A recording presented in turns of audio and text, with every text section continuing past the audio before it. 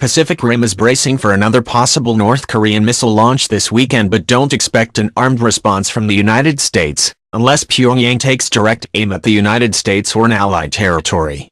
That's according to a Team Trump briefing to lawmakers this week. Despite President Donald Trump's continued talk of military options in the North Korean standoff, his national security chiefs told lawmakers that they are trying to tighten the diplomatic and economic noose around the Hermit Kingdom, because there are no good offensive military options and the defensive measures are far from foolproof. They said North Korean leader Kim Jong-un's regime continues to make technical advances, and though some of the claims he's made as to what else they can do are unproven and sound crazy, they have to take him at his word and prepare defenses as best they can accordingly. In sum, the briefing was far more cautious than Trump's fire and fury public comments, or tweets, and far less belligerent than a similar briefing for senators last April. North Korea best not make any more threats to the United States. They will be met with fire and fury like the world has never seen. He has been very threatening, beyond a normal statement.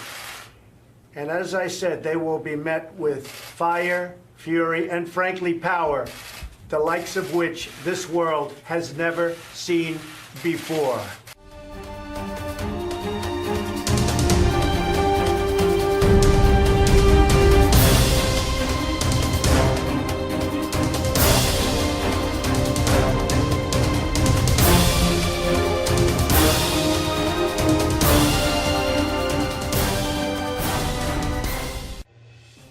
Yet Trump continues to speak as if a military strike is a viable option.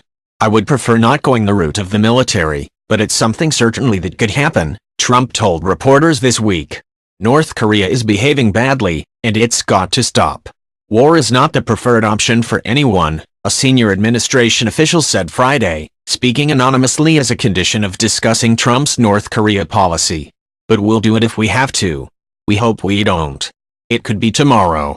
What is going on with North Korea does scare the hell out of me, said one Democratic member of Congress who spoke anonymously to describe the briefing. It does appear we have two totally different policies on North Korea, one at the State Department and Department of Defense and one on the president's Twitter feed. And when push comes to shove, I don't know which one wins out. The Trump national security chiefs insisted in their remarks to lawmakers that China was becoming somewhat more helpful. The focus on diplomacy was an improvement on the April briefing for senators on North Korea policy at the White House, according to both sources who attended. We were looking at ways to tighten the screws on North Korea economically to get them back to the negotiating table, a former Obama official said, speaking anonymously to describe the internal strategy debates.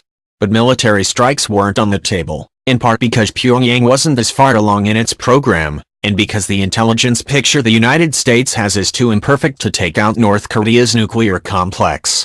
We weren't even talking about military options just because what would be the circumstances that would be worth losing Seoul, Holgate said, referring to the South Korean capital of nearly 10 million people including at least 100,000 Americans.